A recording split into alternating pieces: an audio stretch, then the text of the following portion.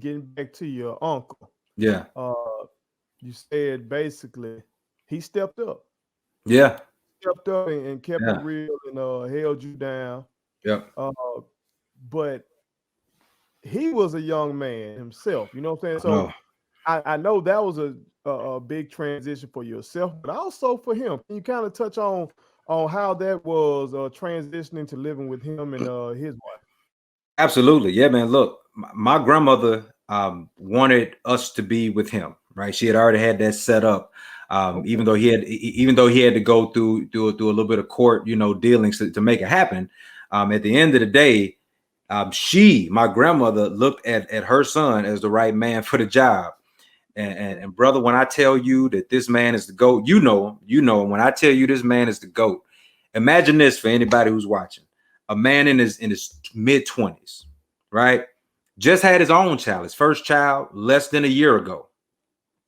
Has to take in two more children, right? So he's a newlywed, he's a new father, and he takes in two more kids and does it, right? And I mean, does it.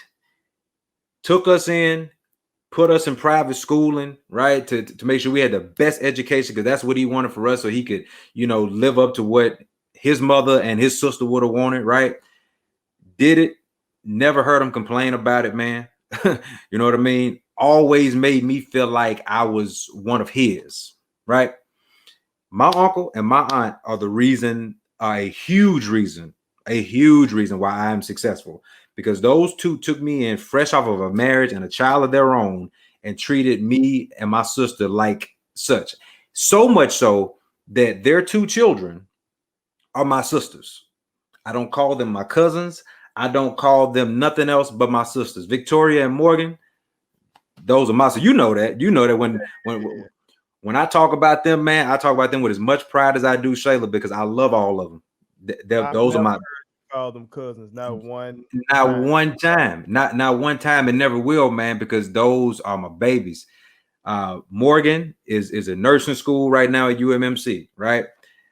Victoria, as you just told me to pass along to her, which she said appreciated, by the way, teacher of the year at her school in Brandon. You know what I mean? So I came up in that household. I came Shout up in that out, shout household out, shout out, where, shout out. yeah, I came up in that household where that kind of demand for excellence, that kind of support, that kind of schooling was happening, man. So it was nice.